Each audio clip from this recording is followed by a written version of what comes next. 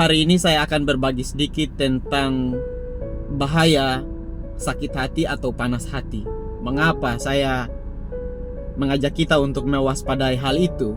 Karena panas hati itu sangat berbahaya. Dan kalau kita tidak memanage itu dengan baik, kita tidak menjaga hati kita, maka di situ akan timbul segala macam kejahatan, ya. Firman Tuhan mengatakan bahwa dari hati terpancar, ya, kehidupan, ya. Kalau kita punya hati lagi buruk, maka yang keluar itu akan buruk-buruk. Tetapi kalau kita punya hati lagi baik, semua yang keluar itu akan baik-baik. Bagaimana supaya kita punya hati tetap baik, ya?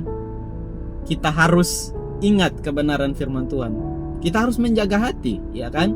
Nah, Bapak Ibu, hari ini saya pengen berbagi satu hal yang dimana kita harus mewaspadai hati kita, ya. Kalau panas hati dan kita tidak mewaspadai itu akan mengakibatkan hal-hal yang tidak kita inginkan, bahkan orang lain tidak menginginkan hal itu juga.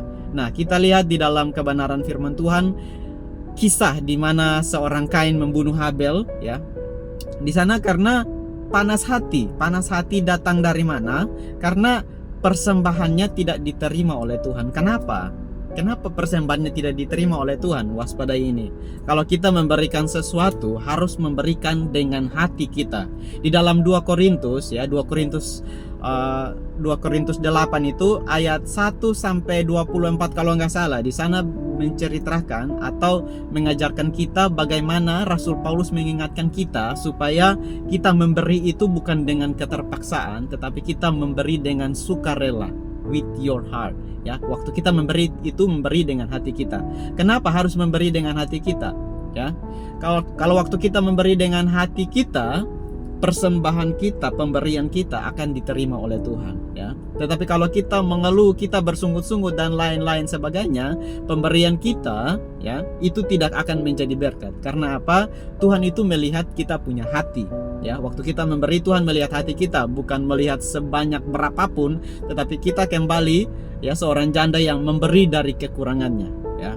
Nah, jadi waktu Kain dan Habel, Kain membunuh Habel di sana itu karena persembahannya tidak diterima oleh Tuhan. Kenapa? Karena dia memberi sedikit-sedikit, memberi tidak dengan sepenuh hati. Nah, sedangkan Habel, dia memberi, Alkitab mencatat, memberi dengan kerelaan hatinya, kesungguhan hatinya. Bahkan dia memberi dengan, ya, lembu-lembu dengan lemak-lemaknya. Nah, itu berarti dia memberi dengan segenap hatinya, ya. Jadi pada waktu Habel persembahannya diterima oleh Tuhan dan Kainnya tidak, Kain panas hati dan akhirnya membunuh Habel. Nah, waspadai panas hati ini Bapak Ibu. Saudara aja kalau kita panas hati, di dalam Alkitab aja saling membunuh, ya. Kain dan Habel mereka saling membunuh, kejadian itu. Nah, waspadai sekali panas hati itu. Kalau kita tidak menjaga hati kita, bagaimana kita menjaga hati kita, ya? Kita harus banyak membaca kebenaran firman Tuhan, dekatkan diri sama Tuhan. Kalau kita banyak dekatkan diri sama Tuhan, kita tidak akan mudah sakit hati, panas hati, kecewa dan lain-lain sebagainya. Dan yang kedua, kecewa karena dia punya persembahannya tidak diterima oleh Tuhan, ya. Dia akhirnya membunuh, ya. Kain akhirnya membunuh adiknya itu. Bagaimana supaya kita memanage kita punya panas hati, sakit hati dan kecewa dan lain-lain sebagainya? Makanya kalau memberi itu jangan memberi dengan sedikit-sedikit, ya. Jangan memberi dengan sedikit-sedikit. Pada waktu kita memberi sedikit, Tuhan akan kasih kita sedikit. Tapi pada waktu kita memberi dengan kesungguhan hati kita, kerelaan hati kita, maka di sana Tuhan akan memperhitungkan semuanya itu, ya kan? Jadi waspadai sekali panas hati itu, karena panas hati dan sakit hati itu tidak berasal dari Tuhan, itu berasal dari si iblis, ya.